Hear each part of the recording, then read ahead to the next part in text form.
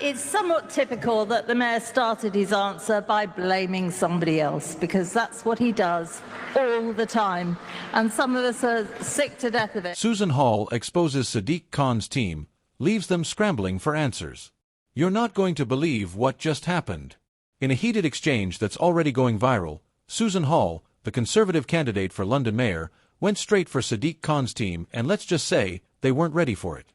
This wasn't some mild policy disagreement. This was Hall stepping onto the debate stage with one mission: to put Khan and his advisors on the defensive. And within minutes, she had them scrambling. What makes this moment so explosive isn't just the words, it's the timing. With the mayoral election getting closer, every stumble counts, every hesitation gets magnified, and every unanswered question lands like a punch. And Khan's team? They looked cornered. At a debate earlier today, Susan Hall challenged Khan's record head-on. She accused him of running a city hall that's long on excuses and short on accountability. Her first target? Crime. Hall brought up the rise in violent incidents under Khan's watch, and demanded to know why Londoners feel less safe now than when he first took office. Instead of answering directly, Khan's allies pivoted to blaming central government cuts, but Hall wasn't having it. She shot back, reminding viewers that leadership means taking responsibility, not just shifting blame. The audience reaction was sharp murmurs, applause, even a few gasps when Hall pressed harder. And then came the second blow. Hall pointed at City Hall spending, accusing Khan's administration of wasting taxpayer money on what she called headline projects, instead of focusing on core services.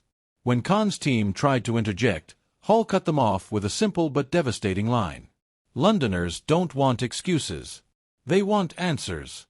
That's when the energy in the room shifted. Now, if you've watched Khan over the years, you know he's a polished operator. He's faced off with prime ministers, battled through protests, survived controversies that would have finished other politicians.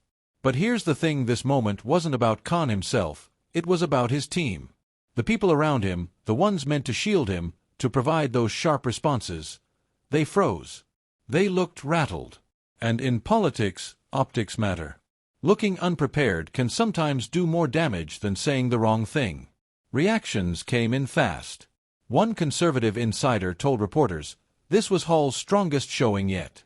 She finally cut through the noise and made Khan's team look weak. On the other side, Labour allies rushed to defend. A Khan supporter argued, Susan Hall is all theatre. When the dust settles, people will see she's light on solutions. But social media told a different story. One tweet that racked up thousands of likes read, Susan Hall just did what the Tories have failed to do for years, put Khan's team on the back foot. Another viral post countered, this is pure grandstanding. Hall knows how to throw punches, but where's her plan? And that's the debate right now. Is Hall a bold truth-teller calling out failure, or a political showwoman making noise without substance? Here's why this matters. Susan Hall is still an underdog in this race. Polls show Khan leading, though not by as wide a margin as before. But politics isn't always about the polls, it's about moments. Memorable, viral, gut-punch moments that stick in voters' minds. This clash gave Hall something she hasn't had much of before: momentum. And if she can ride this wave, replay this clip, hammer this narrative of Khan's team can't answer the tough questions, she could start closing that gap. But there's a risk. If Hall keeps pressing without offering clear, concrete policies, the public could tire of the spectacle. Londoners want drama, yes, but they also want solutions. And Khan will play that card. Expect him to come out swinging in the next debate, reframing Hall as someone who can criticize but can't govern. So, what's next? For Khan, it's all about recovery. His campaign will double down on reminding voters of projects he's delivered: transport fares, environmental policies, housing initiatives. His allies will insist this was just noise, not substance. For Hall, the challenge is consistency. One strong night won't win her the mayoralty. She needs to keep that fire, keep those soundbites, but also prove she's not just the opposition, she's a real alternative. And for the voters, they'll be watching closely. Every slip-up now matters. Every hesitation. Every clash.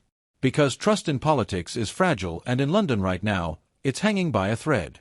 This moment, just 3 minutes on stage, could end up being one of the most replayed clips of the campaign. It won't decide the election on its own, but it may be the spark that shapes how people see these two candidates. And the question now is simple. Was this Susan Hall's turning point, the moment she finally broke through? Or was it just a flash of theater, destined to fade by tomorrow's headlines? We'll find out soon enough. But one thing's certain: London politics just got a whole lot more interesting.